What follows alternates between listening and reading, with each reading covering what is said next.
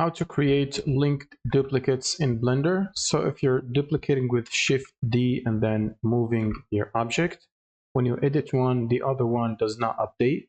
So if you want the other one to update, you will need to create a linked duplicate. You can do that by basically selecting the object and then holding Alt and D to duplicate, and then place the object like this. Now, whenever you edit this object, the other one linked to it will basically update, as you can see right here.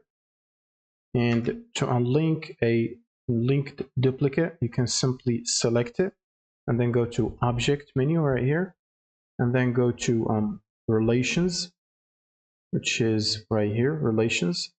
And then you want to go to Make Single User and then click on Object and Data. And like this, you have unlinked this duplicated object. So whenever you edit it, the other one doesn't update. And that's pretty much it for this video. Thank you guys for watching and subscribe.